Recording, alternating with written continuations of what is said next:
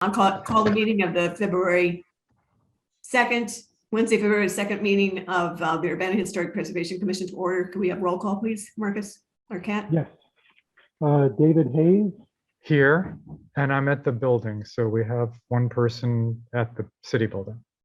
thank you. Alice Novak, Here. Laura O'Donnell, Here. Gina Paliuso, Trent Shepard, Here. Angela Urban. Here. Thank you all for coming. Okay, we have a quorum, and this is Angie's first meeting, so welcome, Angie. Happy to have you on Welcome, board. Angie. And Marcus noted this on something we've gotten in the last few days, but we still have a vacancy. And Marcus, remind me whose vacancy that is. Oh, that's a good question. We had a couple vacancies at the same time. I think Renee Pollock Yeah. had resigned, and then also David Seiler. So, and I think we even had one vacancy even at that time. I think that explains why we still have a vacancy. All right, well, everybody put your heads together and let's try to come up with another good member. Sorry for the voice here. There are no changes to the agenda, so the next item of business is approval of the previous minutes of the meeting of October 6th, 2021. Are there any additions or corrections to those minutes, please? Yes. Trent? In the part where I was supposed to be saying, that's, geez. Where are those minutes? Where did, maybe it was earlier. I was supposedly saying something about the Ricker House. I don't think I ever said that. Where is that? Wait a minute. I was just looking at it. Oh, zoning issues. Mr. Shepard reported on the following. The first item was Chateau Normand. The second house was the Ricker House, and the third item was West Oregon Street. Yeah, I don't. I have no idea what I would have said about the Ricker House on Green Street. I don't. I think that was mistyping. That should have been me commenting on the roofing. The owner had submitted an application for a certificate of appropriateness. I remember yeah. So could we take that away from something I said? Yes. All right. Any other additions or corrections to the minutes? Motion to approve the minutes as corrected. I move to approve. Thank you, David. Second. Trent, you're the second? I can. I did say that, but. Okay. Okay, all those in favor say aye, please. Aye. Opposed? The minutes are approved unanimously with corrections. I think we need to take a roll call vote on the minutes because it's a virtual meeting. Oh, Okay. okay. I believe. And just to be safe, let's go ahead and do that. Okay. So Alice Novak, Here, or yes. Laura O'Donnell, Yes. Oh, these are the wrong ones. no Gina, Trent Shepard, Yes. Angela Urban, Yes. and David Hayes. Yes. And that was moved by David and seconded by Trent. Yep. Yes, correct. Okay. Okay. Do we have any written communications? Nothing that came in after the packet went out. Only Okay. things that were included as exhibits. Do we have any audience participation? I don't think so, but no audience. I see Eric Sachs here, and I see Lily Wilcock here, Brian. and Brian Adams and Chris Enck, who are the applicants for the nomination. Okay.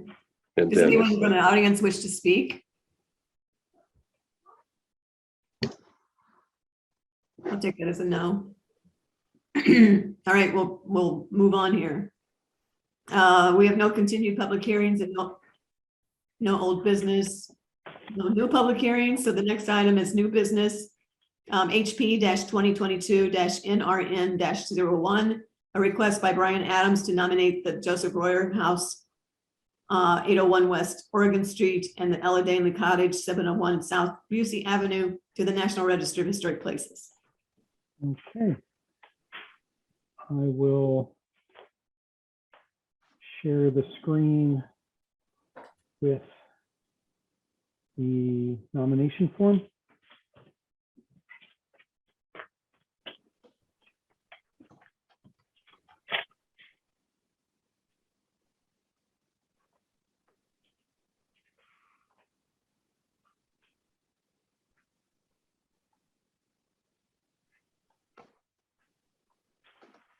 And stop my video. Okay.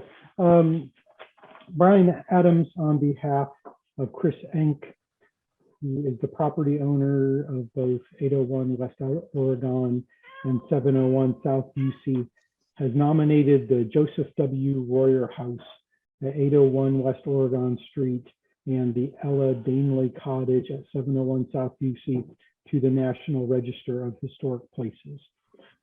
As a certified local government, the city of Urbana has been asked to review the registration form, which was included as Exhibit A, and comment on its eligibility for listing on the National Register. The staff report goes into the background on the National Register of Historic Places and its purpose. The National Historic Preservation Act gives certified local governments a special role in reviewing and commenting on national nominations. The Local Historic Preservation Commission is asked to evaluate the property and make a recommendation concerning its eligibility for the National Register to the Illinois State Historic Advisory Council on Historic Preservation, or ISAC. The State Historic Preservation Office has determined that the submitted nomination satisfies the National Register standards for documentation, and they will present the nomination to ISAC on February 25th. The letters from IDNR are Exhibit B. The mayor of the certified local government may also review, comment, and solicit public remarks on the nomination and advise ISAC on whether or not the proposed site satisfies the National Register criteria for nomination. Mr. Enck has owned the property since 2017 and operates them as rental properties. He's been renovating the Joseph Royer House and had obtained 2 certificates of appropriateness in 2020 to complete work on the exterior. The nomination includes 2 contributing buildings, the contributing site, and 3 contributing structures, the brick stone walls on the site. This nomination is being handled as a single nomination because the buildings are functionally related. According to Andrew Heckenkamp, the National Register Coordinator for Illinois, the property satisfies the National Register standards for documentation, and it's eligible under criterion C for both architecture and art. For further information on the significance, you can see pages 13 through 26 of the registration form. So in the past, when we had the National Register Historic District nomination for the downtown district, it came first to Historic Preservation Commission. The commission and chair commented on it. Those comments went to City Council, who then passed a resolution of support for the downtown district, which then led to the mayor issuing her comments about the downtown district. The IDNR is most interested in hearing from HPC and the mayor, but it has to go to City Council so that the mayor will be comfortable in making comments.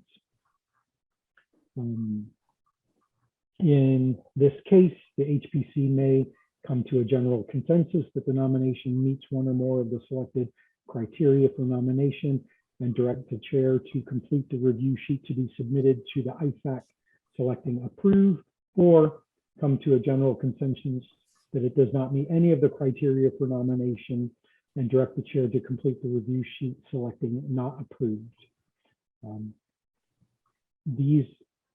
Both of these structures are part of the Joseph Royer Local Historic District. And with that, city staff recommends that the HPC approve the nomination of the Joseph W. Royer House at 801 West Oregon Street and the Ella Danley Cottage at 701 South Busey Avenue in its entirety as a site. That is really the end of the staff report. They're usually pretty short. They let the nomination stand on its own merit. Both Chris Enck, the property owner, and Brian Adams are here to answer questions. And I am happy to flip through the nomination to show bits and pieces if anybody has questions or wants to see those.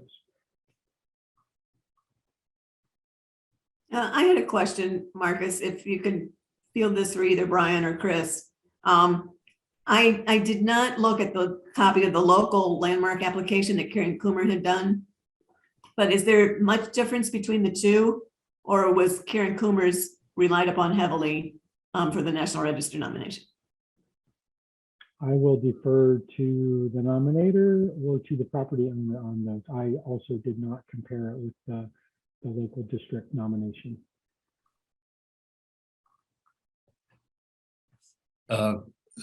It's Brian here. Can you hear me? Yep. Okay. Yeah, so definitely relied heavily on Karen Coomer's work for the local landmark, the local historic district nomination. It was an incredibly valuable piece of work and very detailed. Not a lot has changed, but there have been some changes since she wrote up that nomination. So I was very careful to walk around the buildings with her nomination in hand and take notes and compare anything that might be different or altered since she did her work, and incorporate that into this nomination. And the other difference was that for the National Register nomination, they also wanted a discussion of the interior of the building, Right. and some sense of integrity, not just of the outside, but of the inside. So the nomination you see before you also includes a discussion of the interior of both structures. So I know it's kind of a thing with National Register, but they don't seem to like citations or referencing, or it's okay not to have them, but is it possible to have something like a introduction or something that credits Karen for a large amount of the architectural descriptions? Yeah, definitely. I debated about that when I pulled it all together. It didn't get into the final version, but yeah, that would be fine. Thank you. That would be great. Yeah. Mhm. I did cite her in the I saw that. the references, but yeah, I could definitely add some information about that in the text. Great. Anybody have any questions about the National Register nomination? I just had a couple comments.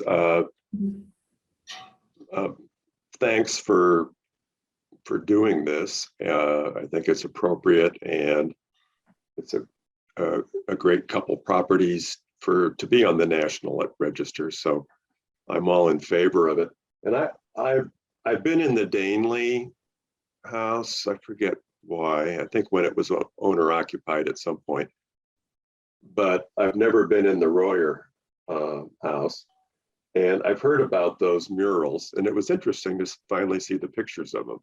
Mhm. And then that one, it's more curiosity than anything. It's probably, is it a leaded glass window that's no colored panes, or is there just some kind of metal work on the inside or outside that in a plain piece of glass? That's kind of unusual, and I was wondering what the story is on that. Is Chris or Brian? That's a window. It's in the dining room on the west Yeah. wall. Yeah, I don't think it was ever stained glass. I think it's sort of like a ornamental grill type inset. But ever since I've seen it, that's how it's looked. I don't know if maybe Chris knows more about it. Yeah, I think the metalwork's actually in front of the glass, right? Yeah, I believe so. it kind of looks like it could be, but like, all right. Anyway, it's unusual. Yeah.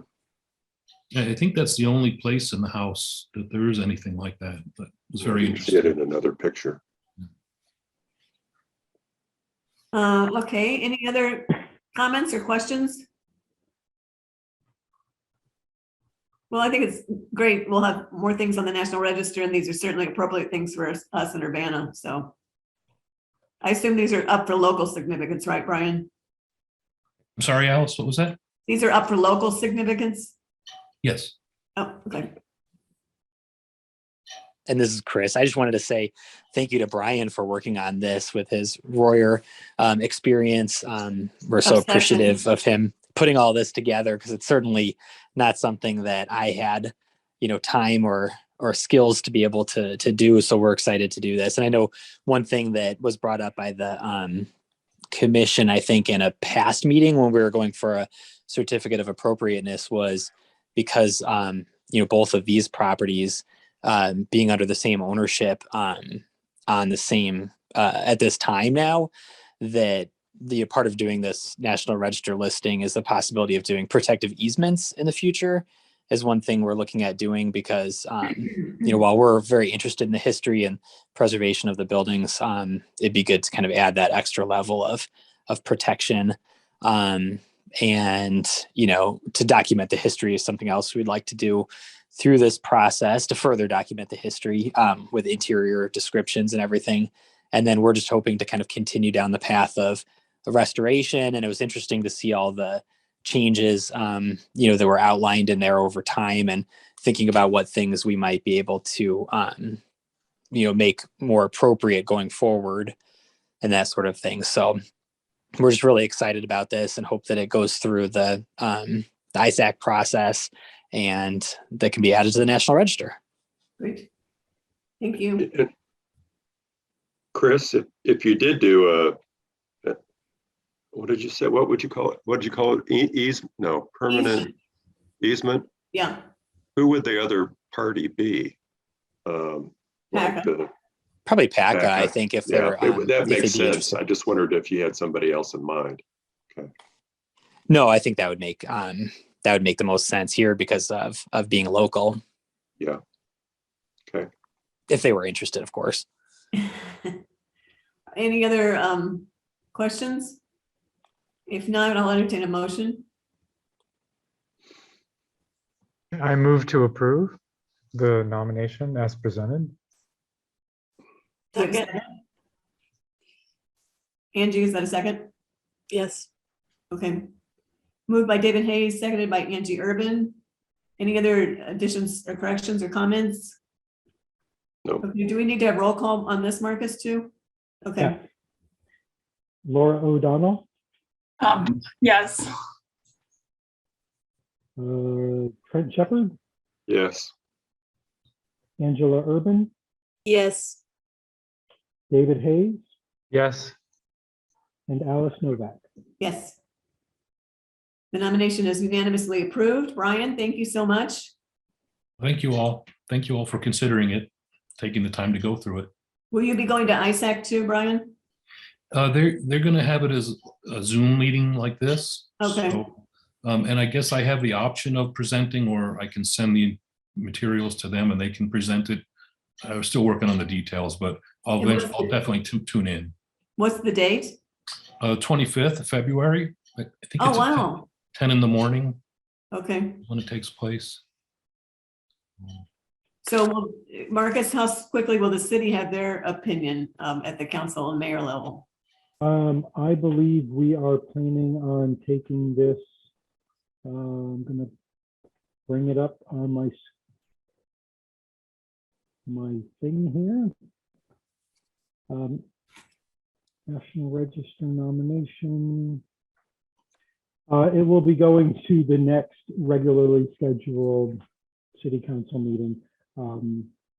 And in time for comments, to be going to their February 25th. So I'll be filling out the form, having Alice sign it, and then forwarding that on to the mayor, and then putting together a memo for city council that'll take the highlights of tonight's discussion so that they can make their recommendation. Great. Okay, thank you. Thank you for your part too. Next item is monitoring of historic properties. Is there anything extra on that, Marcus? Let me pull up my staff report.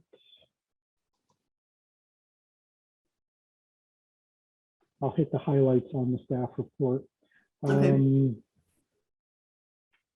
I got some biographies from 1 or 2 people. Please send me your updated biography. I will pester you not on. Can we do something abbreviated? Yes, absolutely. Yeah, okay. Yes. And I'll continue sending you training opportunities. We do have one more vacancy. Welcome to Angela. Thank you for coming. We received a certificate of appropriateness application for a sign at Chateau Normand. This is a reboot of the one that they had submitted last summer, but the application was incomplete. They didn't provide a site plan or a detailed sign. I am hoping that I can get the final information from them so that we can advertise it in time for the March meeting, because a sign is a major work and it will come to you all for review. Pretty much no updates on our other certificates of appropriateness, primarily because a lot of them were stucco work. None of that was happening November or December or January. Work has continued at the Hotel Royer,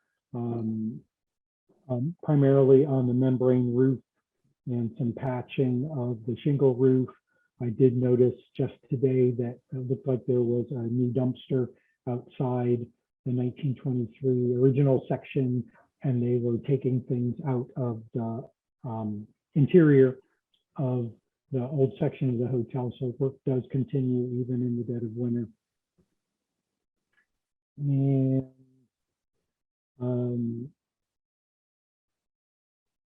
that is really about it for things of substance on the staff report. Okay, thank you. Next up, we have study session, exploring zoning changes to help preserve buildings in the R7 district, University Residential. Kat. Yes. First off, I want to thank you guys for having us here tonight. Kevin and I are pretty excited about this project. We're looking forward to having your input. So a little bit of background, the R7 zoning district is the University Residential Zoning District that contains all of Urbana's historic and architecturally significant fraternity and sorority houses. We're exploring zoning changes to help preserve these important historic buildings and ensure their long-term viability for decades to come. We're seeking input from the HPC tonight on zoning changes that have been in the works for quite a while now. The current zoning regulations have helped prevent existing buildings from being torn down, but they've also significantly limited the possibilities for reuse of these buildings. The R7 zoning district only allows for 6 principal uses, all residential in nature. And in 2019, Landmarks Illinois included Greek housing at the University of Illinois on the most endangered historic places in Illinois. So while the R7 regulations have insulated Urbana from having historic Greek houses torn down and replaced with new structures, they aren't providing a path to preserve these important historic buildings. And that's what we're hoping to change with this zoning text amendment. So I wanted to include a timeline of the work that we've been doing a while back, 2 Novembers ago. So back in 2020, we surveyed property owners to get a feel for what was going on in the R7 zoning district. Had mostly to do with how properties were being rented, if they were fully occupied, if any changes were proposed for the buildings going forward. So structurally, indoor, exterior. In July of 2021, we took a study session to Plan Commission and got their feedback. And since then, we've had a few neighborhood meetings with the West Urbana Neighborhood Association and others who are interested in the project. In between neighborhood meetings, we started drafting R7 alternatives, so changes to the zoning district from the staff perspective. And we brought those to a second neighborhood meeting back in December. We're now coming to you guys with a study session before our next neighborhood meeting later in February. And then following this meeting tonight and that study session and that neighborhood meeting, we will finalize our text amendment and take that to Plan Commission. So we're shooting for March or April at this point. Following that, City Council and probably before that, Committee of the Whole will review the text amendment. So to give you an idea of what we're looking at, there are 43 properties that are zoned R7. They're concentrated on the east and west sides of Lincoln Avenue between Illinois Street to the north and Florida Avenue to the south. This is just a location map. And then following this is a building type map. So most of the properties are or have been used as group homes, fraternities, sororities, and they're located close to the University of Illinois campus. The types of housing or the demand for these types of housing is changing over time, especially with the pandemic, which is another thing that we're trying to address with this text amendment. So we are exploring potential changes to the R7 district to ensure the long-term viability of the existing buildings in the district, while providing more options to reuse the old fraternities and sororities and rooming houses that make up the district. So we're considering this in 3 kind of approaches: the general approach to all the buildings in the R7 district, the approach to the permitted uses in the district, and then parking as a third component. So we are considering whether it would be more appropriate to make uniform changes to the entire district, or whether it makes more sense to make changes to different properties in the district based on characteristics that would include current and historical uses. Rooming and boarding houses are different from fraternity and sorority houses in use and in form. Many, if not all, of the sorority and fraternity houses could be designated as local and or national landmarks. Rooming and boarding houses are not necessarily eligible for landmarking, but they're still important to the fabric of the neighborhood. There are a small number of religious institutions in the district that do not fit into either category, that being rooming houses or Greek houses. And as such, staff is suggesting an approach that allows different zoning changes for different types of properties in the R7 district. And a photo catalog was linked in your staff report, but I also wanted to show you some of the photos from each category of building type tonight. The first being sorority and fraternity houses, which I think are arguably the most important historical buildings in the district. And here are just a few. I know you guys are familiar with these, but it doesn't hurt to look at them every once in a while. And then we also have rooming and boarding houses. So these are more often to look like single family homes. Lots of them have been cut up in the inside over time. These are just a few. And then religious institutions, which there are only a few of them in the R7 district, but still worth noting. Twin City Bible Church, meeting place of the Church of Urbana, Axiom, a hot topic property as of late. And then a few special cases were also and are still located in R7. Europa House was recently rezoned from R7 to R4 to allow for apartment uses, which are not allowed in the R7 district now. and then the Chateau Normand, which was a planned unit development case. I'm going to run through our other two sections, the first being permitted uses. So to promote the reuse of existing buildings, we are suggesting that for existing buildings, the permitted uses be expanded to match what is permitted in the mixed office residential zoning district. This would allow for limited commercial, public, and residential uses. Allowing for new uses in existing buildings would provide flexibility to preserve and reuse existing buildings while continuing to limit the permitted uses for new buildings. And that would preserve a strong disincentive for demolishing buildings in the district.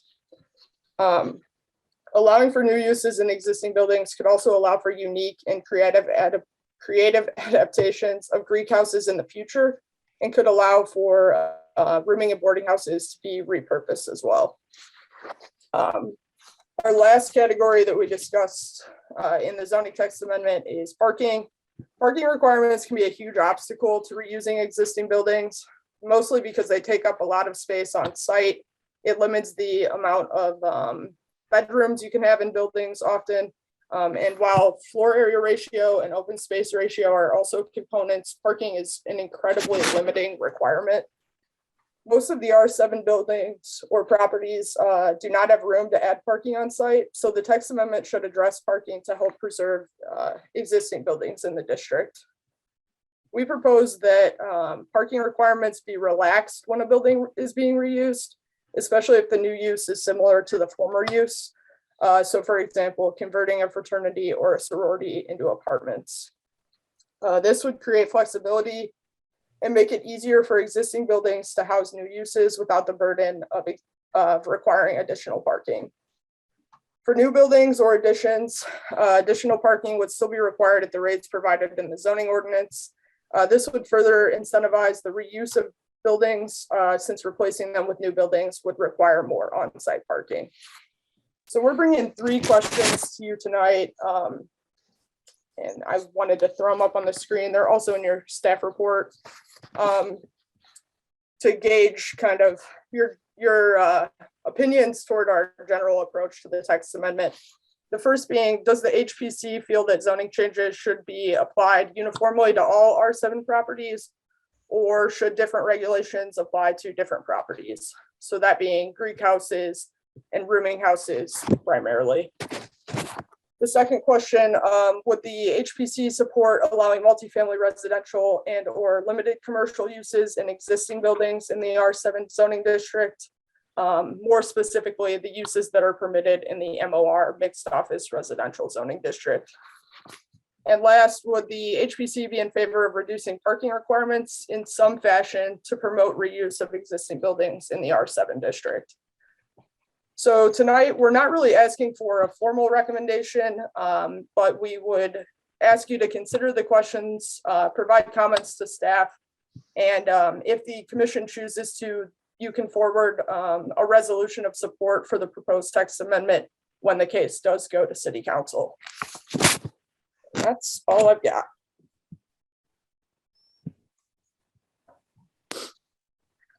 And how long has this been in the works? Since before my time. I saw Kevin there, so I couldn't resist asking.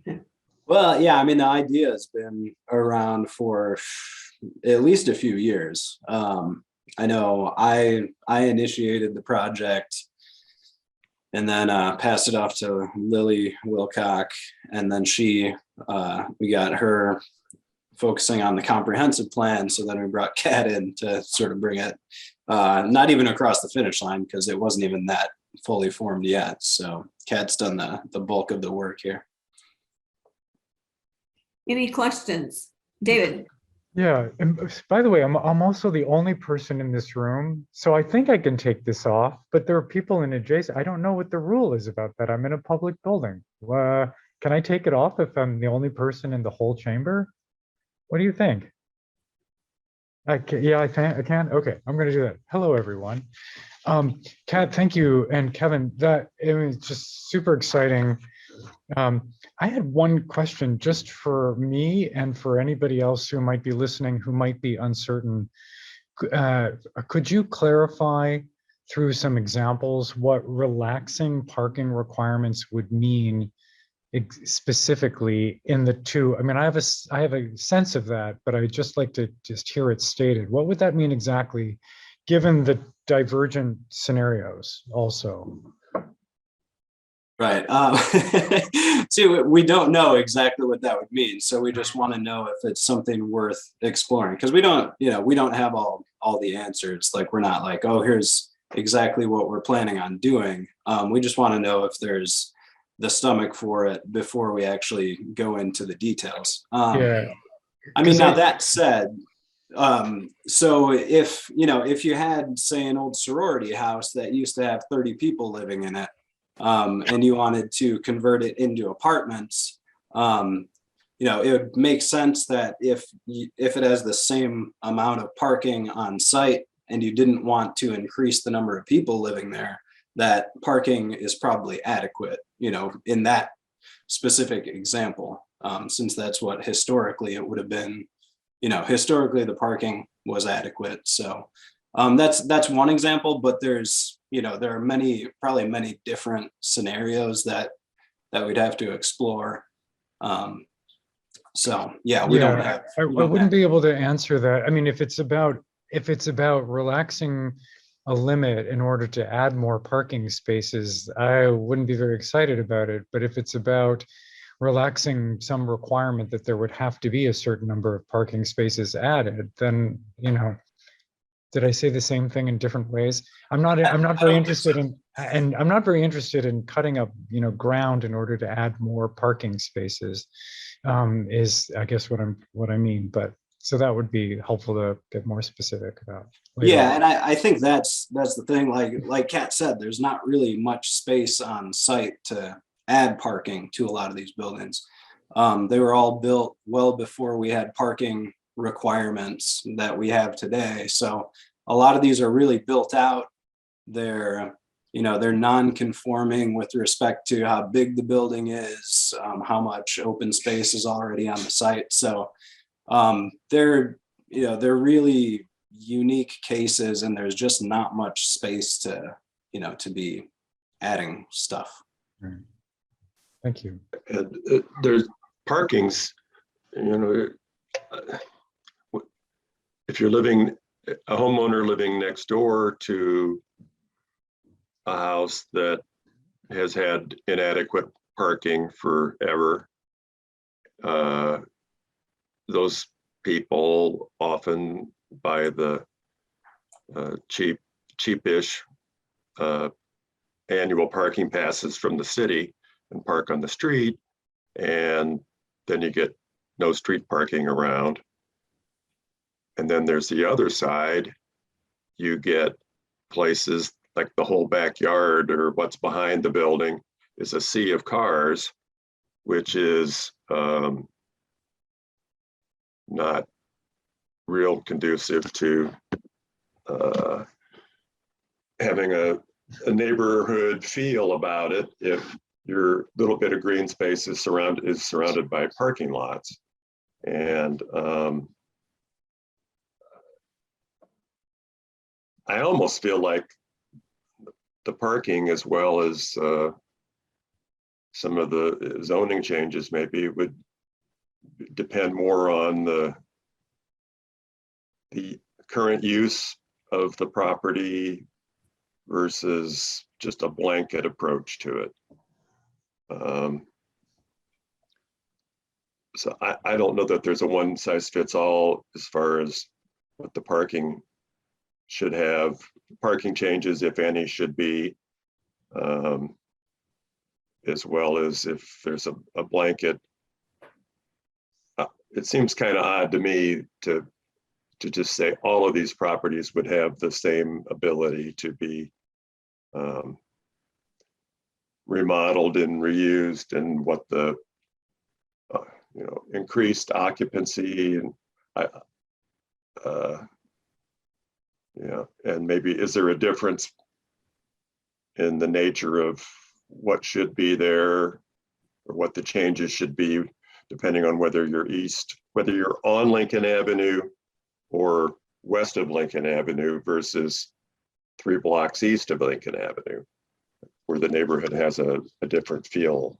So I don't think there's a one size fits all. And I do like the idea of, well, I'm not in love with every building that's in that whole R7, but I do like the idea of perhaps having an incentive to reuse based on, if you reuse it, you've got a little bit of relaxation on the parking requirement, which makes it essentially cheaper for the developer to do what they want to do.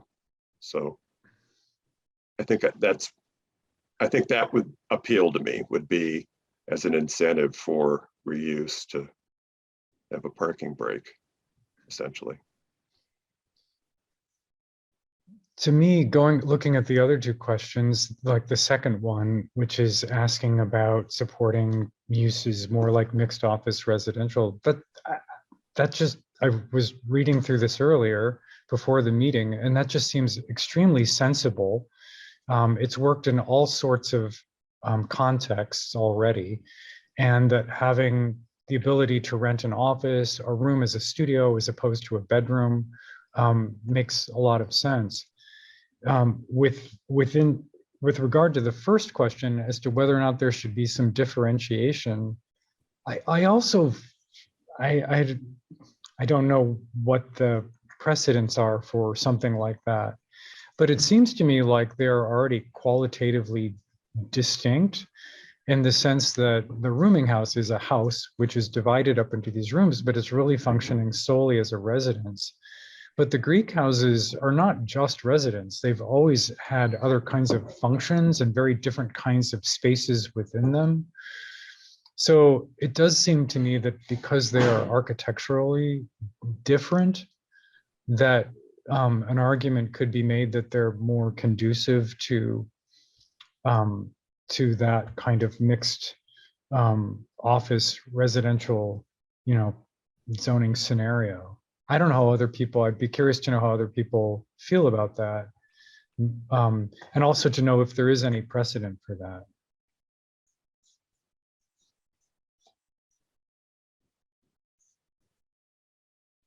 I think the office or shop, or do you have a comment now, Marcus? I just wanted to mention that the 713 West Ohio, which had been one of those houses, it was used solely as a rooming house for a long time, did receive a special use permit to function as a church because it had those additional types of large gathering spaces, office sorts of spaces, large kitchen, things just not the bedrooms. So I just wanted to echo what David was saying, that the Greek houses do lend themselves to a multiple use, not just individual residential sort of use.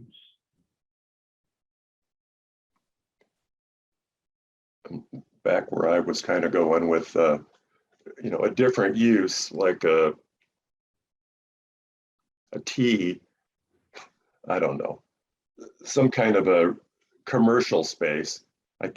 Somehow I can't picture why anybody would want to cite one in the 600 block of Ohio or Indiana or whatever that farthest easternmost house is, whichever that street's on. I can see maybe if it were on Lincoln or clear over on Goodwin or something like that, but some of it I just don't know that it's appropriate to be changing to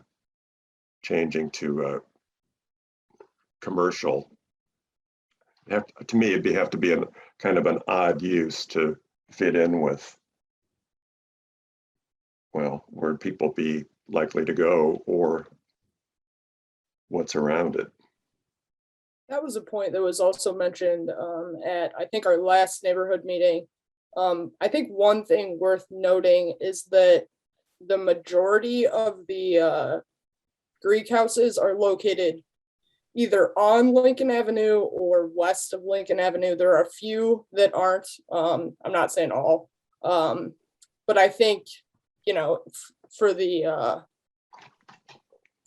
commercial use, the limited commercial use, to really fit and be, reasonable in the fabric of the neighborhood, I think that's where they would be located, off of Lincoln Avenue or west of Lincoln Avenue. But I agree that you can apply these standards, and it's not going to be a perfect fit for every property in the district.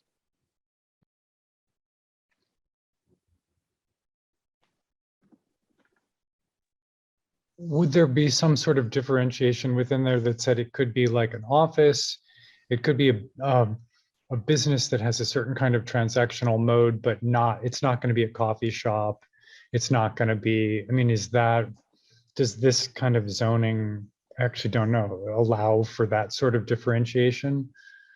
Because the neighbor might say, I don't want them putting in a bookstore here. And with a coffee shop with all these people piling in. I live here, right? I live next door. I don't want that. But somebody having a real estate business or an accounting business or a psychiatrist's practice. I mean, I think that's the tricky part with zoning, is that you have to apply it, it doesn't just apply. Hey, buddy. It doesn't just apply to to individual parcels by themselves. Hey, buddy. Hold on a second. Yeah, but so when you apply the changes, you have to apply them sort of to the whole group. So it's and like Trent said, it probably doesn't make sense for somebody to put a commercial use over like far east on Ohio Street. And if it doesn't make sense, they probably won't do it.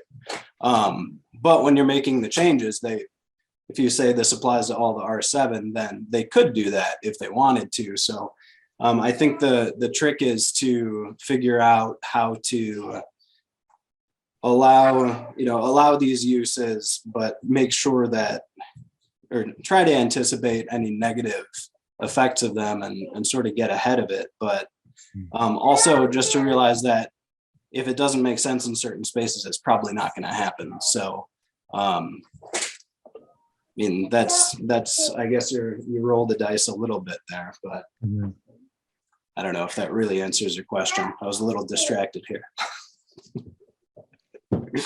yeah, I mean, it does. It's open. I mean, it's an open question is the answer. And so it's something where, like, if somebody's aiming to do something, somebody might come up with a use that wasn't what the neighbor would want. But I support anything that's going to be preserving these interesting buildings and disincentivizing somebody tearing it down, wasting materials, and putting in something new. I mean, it's like, if an old car is working, it's better than a new car, right? So anything that does that seems really smart. And I'm also just aware that in order for us to move forward collectively, we have to be creative and resilient. So those two things can go together very, very nicely. And I feel like the document that you've developed and the questions that you're asking articulate that. So thank you for putting that out in this way.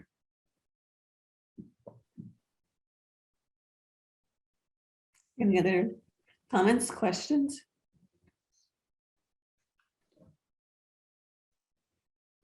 I don't even know where. I think it would be probably in, I don't know if it's question 1 or question 2 about zoning changes, allowing multifamily residential.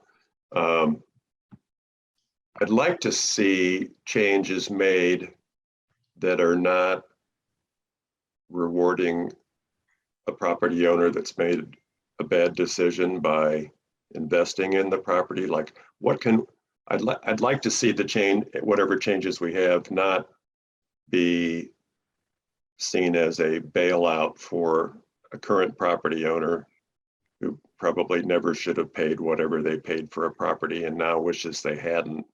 Like, what can we give them to make it so they can get out without losing money?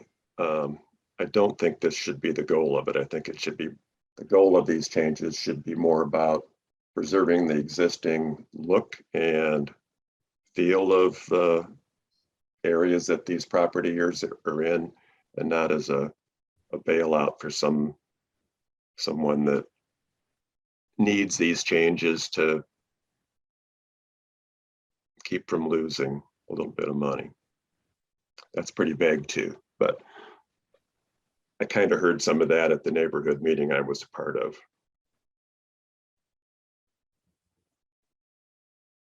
You heard that kind of concern, Trent, or you I heard people think saying what I that's heard was just a general, like, oh, if we could only put 12 units into this one, I could break even on what I overpaid for this in the first place. And I'd like to see that not be the goal of these changes. Yeah, I think that, Overbuilding to make it maximum profit for somebody. yeah, I don't think that's our goal at all. I think Kevin would echo that as well. And I think that gets at question one, probably the most out of the three of those. Considering these properties differently, so Greek houses behaving differently than rooming houses, and allowing and incentivizing reuse of those buildings is, I think, what we're pushing for more than anything else. In that same kind of behavior and zoning change wouldn't necessarily apply as swiftly and as successfully to the rooming houses. I agree with your statement. That sounds very logical, Kat.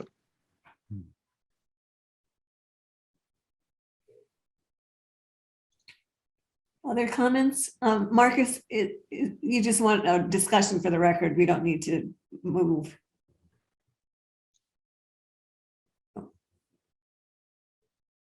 That's up to you, Kat. If you think that you've heard enough to get a resolution of support out of them now, you could ask for that, or you could wait for that and work on that for the next, or a future HPC meeting.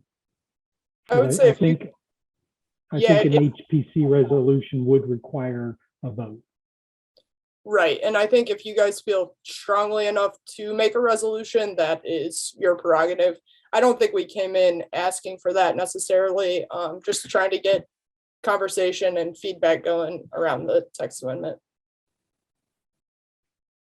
Yeah, I mean, if we could get those few questions that we asked, if we could get sort of some consensus on answers to those, then that would give us at least, good direction going forward. So, and I think we're sort of teasing these things out as part of this conversation. So it seems like there's some, from the folks who have spoken, it seems like folks are okay with the idea of allowing some more uses to help preserve these buildings. It sounded like there was some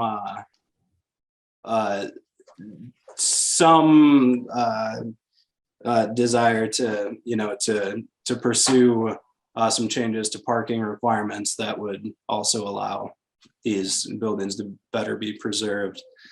And then Kat, I can't remember what the third question was. Third question, back to parking. Parking. Yeah, if the HPC were in favor of reducing parking requirements, and I think we worded it in some fashion, so nice and vague for you, to promote the reuse of existing buildings in the district. That was number 3. Alice, we have a raised hand from Eric Sachs. Oh, okay. Yes. There he is.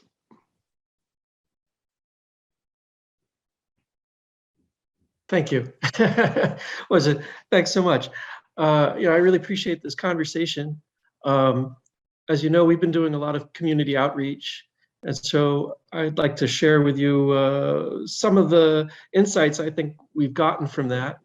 I think the community, there's a good consensus that the community, West Urbana, sees a big difference between the boarding houses and the Greek houses. And I also think the community has a fair bit of consensus that there's a big distinction between Lincoln Avenue and west of Lincoln Avenue and what's east of it. What's east of Lincoln Avenue is strictly residential at this point, except for, Green Street. And I think there's a fair bit of consensus that the boarding houses in that residential area should remain residential and not businesses. As for Lincoln Avenue, there's less consensus on that. Some people think, some amount of small consumer-based businesses along Lincoln might be nice, even on the east side. And there's other people who see it as a very distinct line, that west is for university and business and east is strictly residential. And so I think that's my sense of what the pulse of the community is feeling about these things. Great. Thank you. Thank you so much for that. That's super helpful for me. I mean, that conforms with just my sense of things as a resident of West Urbana.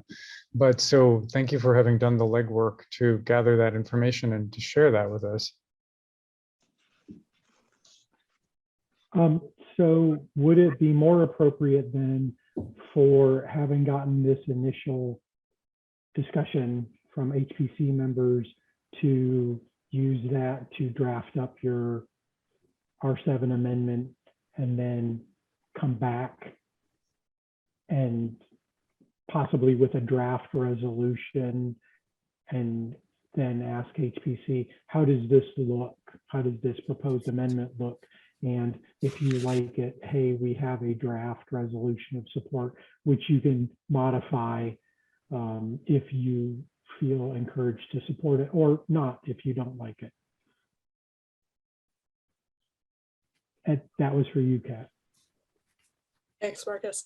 Yeah, I would be comfortable doing that. I think we're trying to move this forward as efficiently as possible, and we've got another neighborhood meeting slated in a few weeks on the 22nd, and then hopefully Plan Commission not long after that. So I think I would defer to Kevin on order, maybe either come back to HPC before Plan Commission or vice versa. But, just trying to keep the ball moving forward. Just a question here from Angela. So I appreciate Eric's comments. And I was going to ask, but he helped a lot with his comments, but I was curious if we were able to review, the survey that you said was submitted to neighborhood residents, or if there's, I don't know, minutes from the neighborhood meetings or something, just to help get a better sense of what the concerns are coming from the residents nearby. Yeah, absolutely. I'll just kind of disclaimer, the survey was very preliminary. It was not really touchy-feely, like lots of emotion behind the properties. It was more like, is this rented fully? Is it not rented fully? Do you have plans for renovation? But with respect to the neighborhood meetings, I've been updating the R7 update. I think it's called the R7 zoning update page on the website with what we've kind of taken as a general consensus from those neighborhood meetings. There is a recording of the first neighborhood meeting that's available online if you'd like to rewatch that. That page kind of provides a general summary of what we've been going through, timeline, background, that sort of thing. And I can make that available. But all of the exhibits from tonight's staff report are linked to that website. So I'd be happy to send that out. I think Marcus may have, but I can send that out again as well. Thank you. And I might add on that, I'm almost positive that the West Urbana Neighborhood Association has no minutes of any meeting to share. on that. There are no minutes, so there's nothing to share about what happened at that meeting. I think that the rewatching what Kat was referring to would be the best thing. We have hands up from Lois Steinberg and then Eric Sachs. Hey, everyone. Thanks for your time. It's really good, the discussion that's been going on. And I just want to discuss a little further about uses for these properties that Eric mentioned, that people don't necessarily want businesses. And I think in this pandemic era, people are working from home so much. A lot of office space is like unrented and it's really unneeded. And we're going to be in this era maybe forever. But anyway, what we do have is a plethora of people who are older and places that they need. I was thinking of independent senior living centers. I say independent because it wouldn't really be people who would need a high degree of care, but people who are paring down, who are in their later years and just want a smaller space. And these things are needed. There are these centers they're building way out of town. They're really for-profit, kind of horrific things, but this would be good for them. They would be within walking distance of the university that they could make use of, walking distance from downtown Urbana, the food co-op, that it would be independent living center. And this is a need for our aging population, especially for people who would like to pare down. And I could see that as a good use for a lot of these, R7 properties. Thank you. Thank you. For the Greek houses, that seems like not just a good use, but a great use because they have these common spaces within them. So yeah, that's so nice. And the proximity, it's just great. It's infinitely better than being remote. Let's see. Eric, did you have more comments? Oh, I just wanted to point out that, we did a petition that we gave to City Council. I don't know if you all are aware of it, and it speaks to some of these issues. It was, signed on by over 200 people in the West Urbana neighborhood and elsewhere within Urbana-Champaign. So if you'd like a copy of what that petition was, I could forward it to you. Sure. It's everybody interested? Yeah, that sounds great. Okay. Will do. Can I ask a naive question, but it relates to Eric's remark about Lincoln Avenue and this idea that west of Lincoln Avenue is one scenario, east of Lincoln Avenue is another. Mhm. I mean, and yet they're within the same kind of category, right? So is there a scenario which would say something like east side of Lincoln Avenue could be used for expanded housing related issues, but not for commercial? But west of Lincoln Avenue could be used for commercial. I mean, it is consistent with the context, but could we actually draw a line down Lincoln Avenue and parse things that way going forward? Or because if they're all within this one category, it's like that's an example of where, yeah, no, I mean, we can't rezone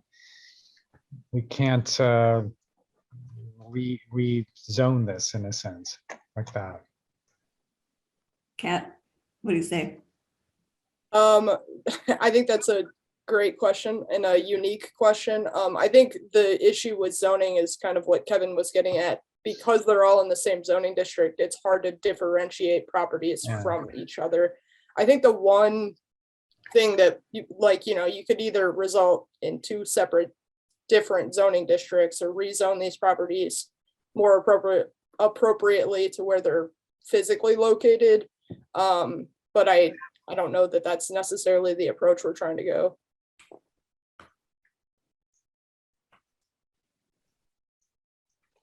Yeah, we already have a large number of zoning districts in Urbana, and a lot of them sort of have been created. R7 is one sort of for specific purposes, and they can be kind of geographically disconnected, and it can be really hard to administer a zoning ordinance when you have many different zones. So my preference would be to come up with rules that, that we can apply to the, to the district as it is now, and I'm not exactly sure how we would get to, west of Lincoln versus east of Lincoln. I don't know if that would require creating overlay districts of some sort, which just adds complication to the zoning administration. And I don't know if at the end of the day, it would really result in better, in a better outcome, which is the outcome that we want to see from the staff side, is reusing these historic buildings and not seeing them fall further into disrepair in a lot of cases. So like that's our main focus here. Thank you. Kevin, On had the- mentioned- oh, sorry. I've Maybe got one more, I think. On what, Alice? Kevin had mentioned something about the three questions on here, and I wondered if we have a consensus of what the commission would be interested in, or I was going to comment on that. you were, well. I okay. was. Like minds. Please go ahead and comment. Well, I mean, those are vague. I won't say they're vague questions, but they're kind of open questions. And, I read those three questions, and I can be vaguely supportive of all three of them, I think. I think I'd feel more comfortable of having a little more of a concrete or a tighter, or I don't know, less of a vague resolution. If we just resolved, yes, we're generally okay with those in some fashion resolutions. I don't know. Well, but there is sort of what the two categories, like the Greek house category or the rooming house category. Would we be more interested in seeing things tailored to those two different categories, or since they're also kind of similar building types, would that be okay to have just one set of? Sounds like two different zoning districts to me, which Kevin was uncomfortable with, but how can we do that? I'd be more comfortable with that scenario than with sort of geographically just saying, here's the R7, west of Lincoln is R7A overlay and east is R7B overlay. But yeah, I mean, I would love it if we didn't create more zoning districts, but if that's the direction that we get, if it's, group homes and rooming houses are so different and really should be treated with this set of rules versus, the Greek houses. And we haven't really talked about religious institutions, but, those might fit more in with the Greek houses. So then if those had their own set of rules, then, if that's the direction, then that's how we'll go. Yeah, and I mean, I agree with the comment I think someone made earlier about, architecturally, there's differences. And so that should lead, any future changes. But I'm also hesitant, anything that's a uniform blanket change I'm a little hesitant towards, just because, we're not really right now, at least, brainstorming all these different intended uses. And, sure, they're different. And so maybe people have, a certain thing in mind for one versus another. But overall, it's a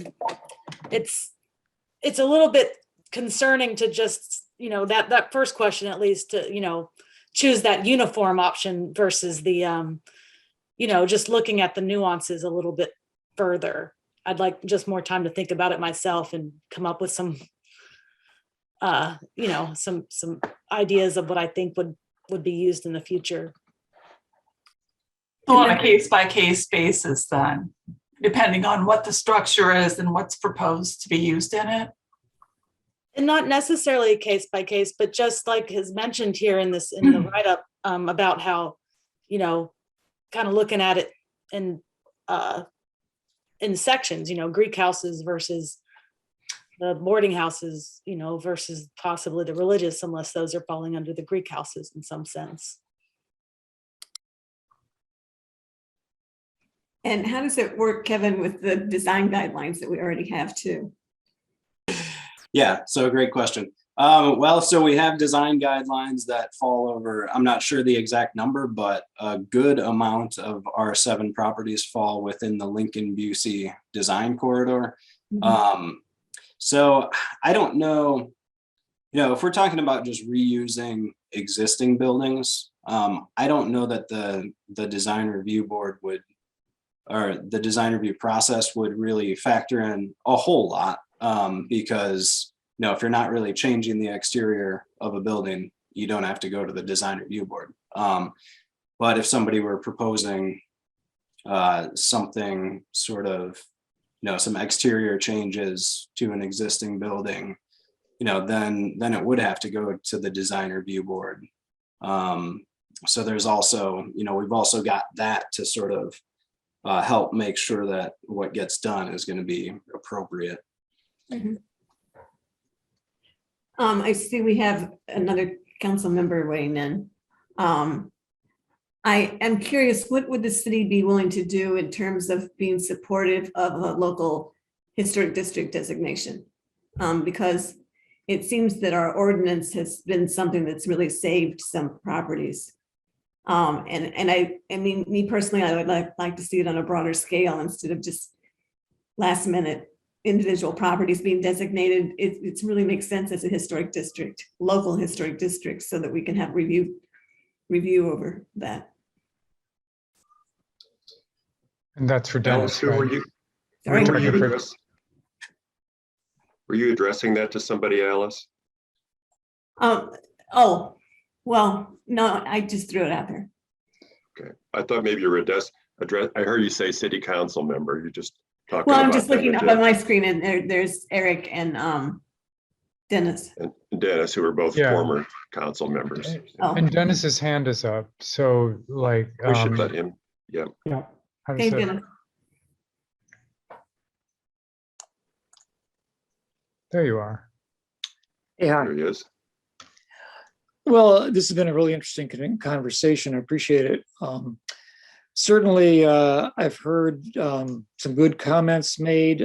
Certainly, we want to have these buildings reused in a really appropriate way. I thought that Louis Steinberg's idea of independent senior living rang a bell of really smart use of structures that already have the facilities within them to support that kind of use. If you could find it within the interest of the owners to convert or to make that kind of a development change, that would retain the occupancy level perhaps and the residential nature of those buildings.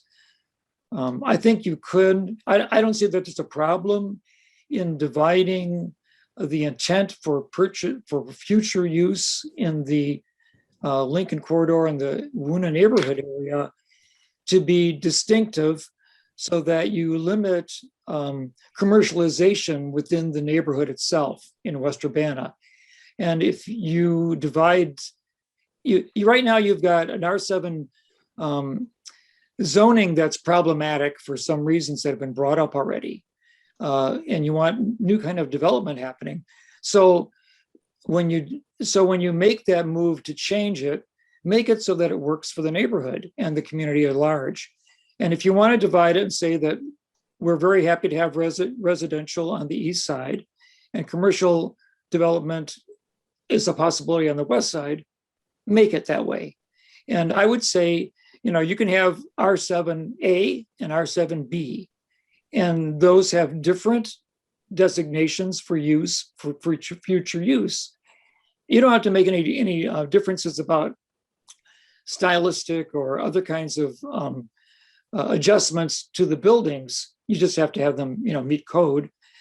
and you can devise parking for the two different types of zoning. But I don't think we should be afraid to make two subsets or two different zonings. If you want to add more numbers, you could have 7A, R7 and R8 make up something new. But what you want to do is you want to solve a problem that really fits with the community and its needs. And so don't be afraid to be specific, because it's a very specific area. And there's a lot of specificity already on the Busey corridor. And this might free up new development for older buildings, which would be very vitalizing for the neighborhood without destroying its nature as a residential and appreciated neighborhood for all those who already live in it. So, and I would send these ideas back to the board, to Kevin and to the staff, to be resolved and defined before you make a vote on it and say, well, we blanketly think that these are pretty good. Don't vote on anything that's so generalized that you don't really know what you're ultimately voting on. Okay, thank you very much. So would differentiating on Lincoln Avenue, and putting that back on the table like that, would then that obviate the necessity of articulating distinction between Greek houses and rooming houses, given the sense that one of the reasons to differentiate them was so that a house within a neighborhood wouldn't be turned into a business. It's embedded, and we've said most of the Greek houses are on Lincoln Avenue, but I'm just wondering, like, if it was done that way, would that mean that maybe there's a rooming house to the west of Lincoln Avenue that could become a business incubator house, with one room per small business, budding business or something? I don't know. I just put that out there as a kind of general question for everybody, but also for Kevin, knowing, how you're thinking about, oh, please don't divide and subdivide and overlay. And would parsing it that way then mean you don't have to parse it this other way?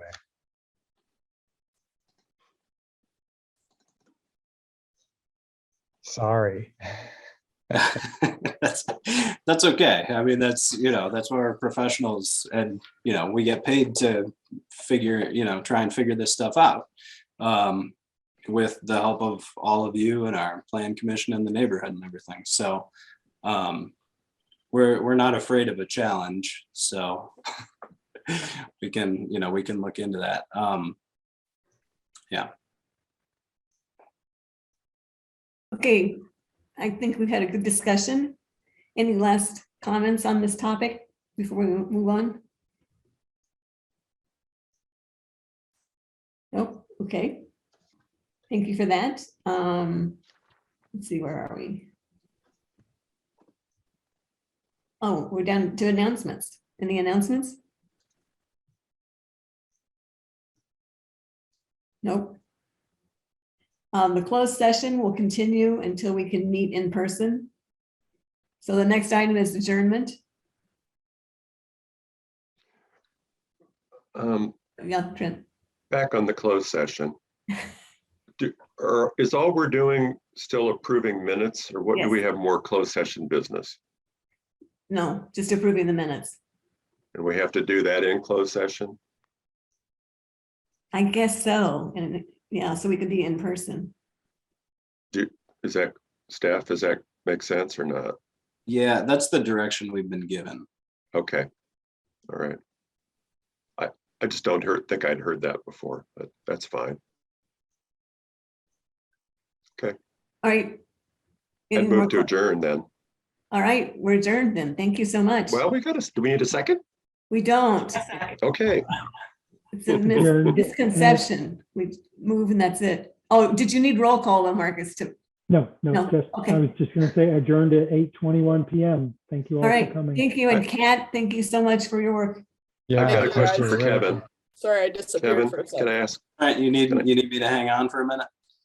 Well, I was going to ask, the person who obviously learned to say daddy and before he or she learned to say mommy how old is that person that's there in your house?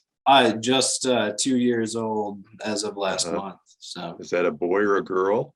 that was a boy. Uh-huh. Yes, the girl And was he quiet. likes his daddy, does he? Yeah. Good. All right. Take care, everybody. All right, Good night. thank you very much. See you. Bye. Bye-bye.